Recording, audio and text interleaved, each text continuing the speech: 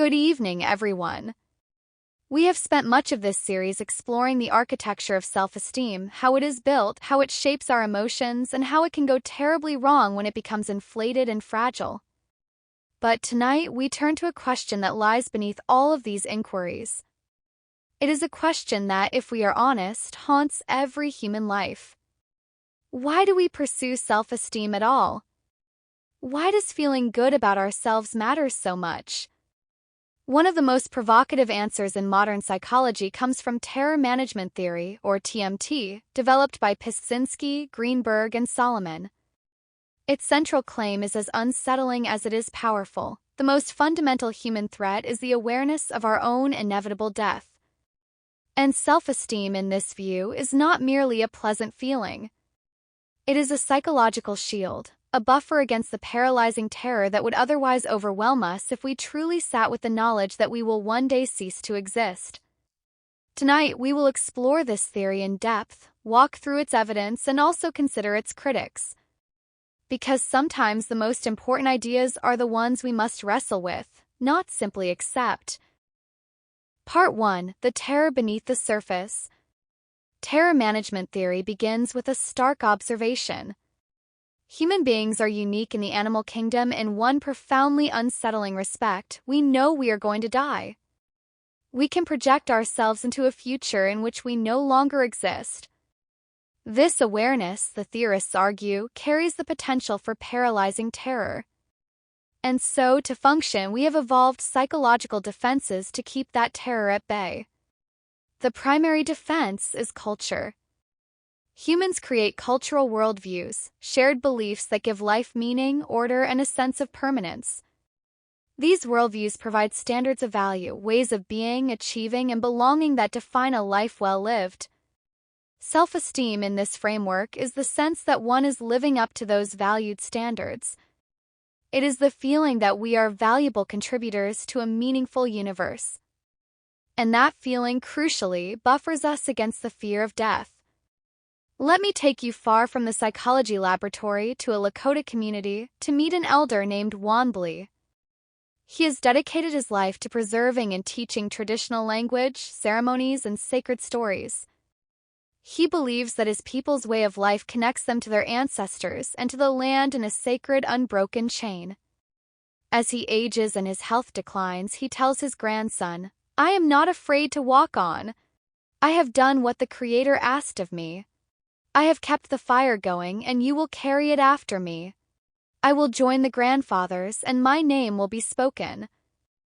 Wanbli's self-esteem rests on the cultural worldview of his community, the values of guardianship, spiritual continuity, and intergenerational responsibility. The terror of death is transformed into a meaningful transition because his identity is woven into something permanent that preceded him and will continue after him. His sense of self-worth, derived from faithfully upholding the standards of his culture, allows him to face mortality without the paralyzing fear that might otherwise overwhelm him. Across vastly different cultural systems, the psychological function is the same. Self-esteem derived from a meaningful worldview protects against the terror of death. Part 2. The Laboratory of Mortality. This is not merely a poetic idea.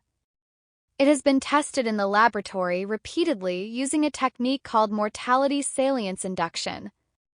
Researchers ask participants to think about their own death, to write about what will happen to their bodies, to imagine the moment of dying. Then they measure what happens next. The findings are striking. When reminded of their death, people with low self-esteem show strong defensive reactions. They become more hostile toward those with different worldviews, more willing to derogate outsiders, more aggressive in defending their cultural beliefs. But people with high self-esteem are buffered from this anxiety.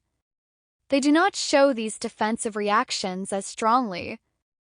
High self-esteem, the research by Harmon Jones and others suggests, provides a psychological shield. Let me show you this in a real-world context. A major terrorist attack strikes a crowded city square, killing dozens. The news footage is relentless. For weeks, the entire nation lives under a heightened sense of vulnerability and death awareness. Sandra is a middle-aged woman who has struggled with feelings of inadequacy her entire life. She has never felt successful, attractive, or particularly valued. In the aftermath of the attack, her anxiety becomes channeled into intense hostility toward refugees and asylum seekers, even though the attackers were homegrown. She shares inflammatory posts calling for borders to be closed. At a community meeting, she shouts at a humanitarian worker, "You're letting them in to kill us! They hate our way of life." Her fear of death, unshielded by stable self-worth, has transformed into a desperate need to defend her cultural worldview by attacking a vulnerable outgroup. She cannot bear the existential uncertainty, so she projects it onto a visible other and demands their exclusion.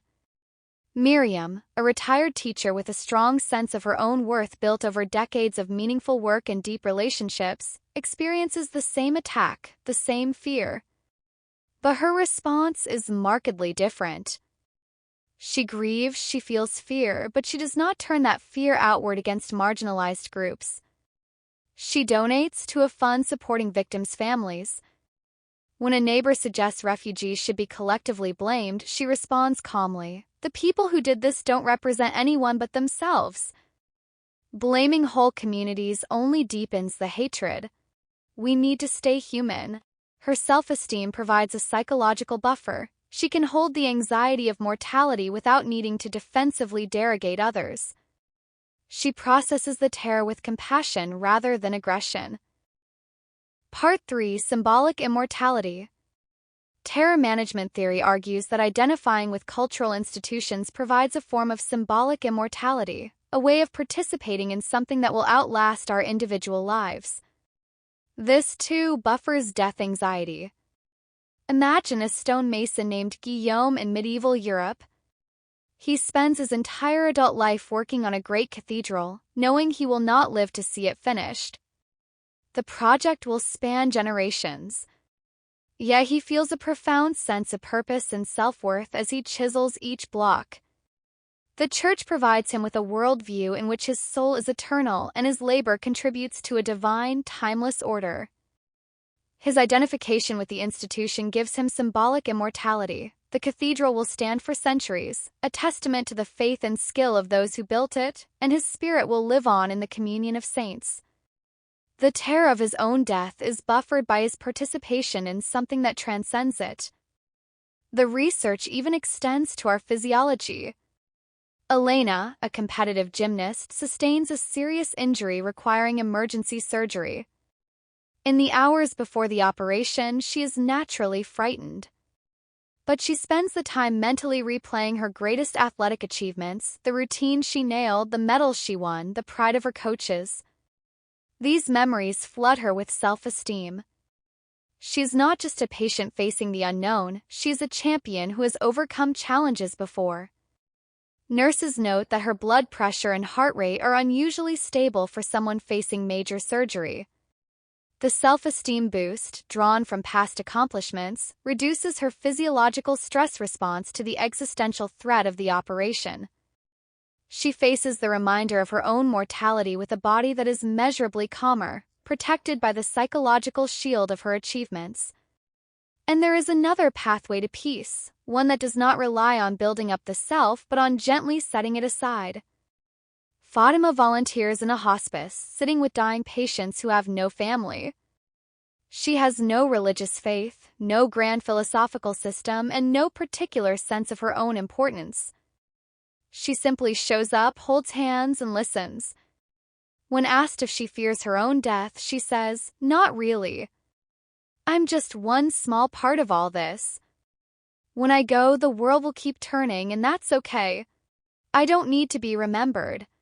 Her humility, the honest, unforced sense that she is not the center of the universe, buffers her death anxiety in a way that is distinct from self-esteem. She does not need to feel special or immortal because she has let go of the intense self-focus that makes death feel like a cosmic catastrophe. Her smallness is not a source of despair but of peace. Part 4: The Critics. For all its explanatory power, terror management theory is not without its critics. Some argue it is unfalsifiable, that it can be stretched to explain any behavior after the fact, which makes it scientifically problematic. Others suggest an alternative. Perhaps what high self-esteem really buffers us against is not death anxiety specifically, but existential uncertainty, the terrifying feeling of not knowing who we are or what our place in the world is. Consider Andre. For 23 years, he defined himself as a journalist at a major newspaper.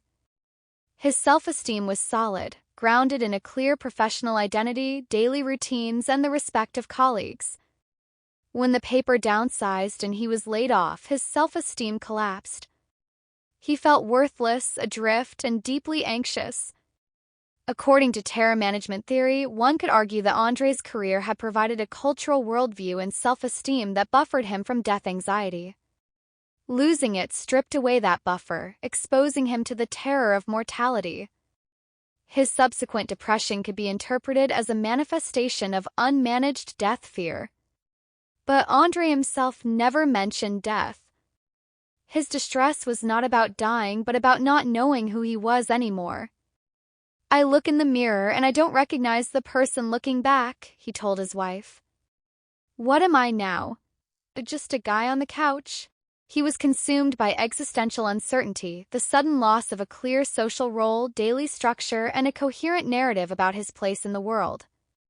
His self-esteem collapsed because the framework that gave his life predictable meaning had vanished. He wasn't terrified of death, he was terrified of formlessness. This example highlights the critique. The same emotional collapse can be retrofitted into a TMT narrative about death anxiety, but the far more parsimonious explanation is that human beings need clarity about who they are and how they fit into the social world. When that clarity is threatened, self-esteem drops, not because death looms closer, but because the self has become illegible to itself. The death anxiety explanation may be an unnecessary layer, stretched to cover a phenomenon that is more straightforwardly about identity and uncertainty. What we take with us. So where does this leave us? Terror management theory offers a grand, sweeping account of human motivation, one that places the fear of death at the very center of our psychological lives. And there is something undeniably compelling about it.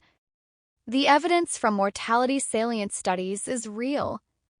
Self-esteem does seem to protect us, at least in part, from the existential dread that our mortality might otherwise provoke.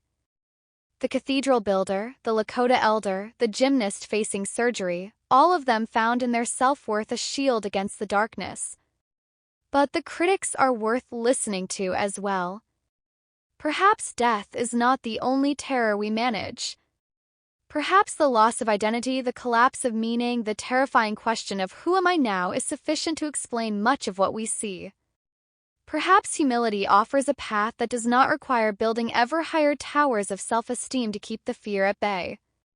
What these perspectives share is the recognition that self-esteem is not a luxury. It is not merely a nice feeling to have if you can get it. It is a fundamental psychological resource, deeply connected to our sense of meaning, our place in the world, and our ability to face life and death with something other than raw terror. Whether it buffers us against mortality itself, or against the chaos of an unintelligible self, its importance is beyond doubt. And perhaps the wisest path is one that honors both insights.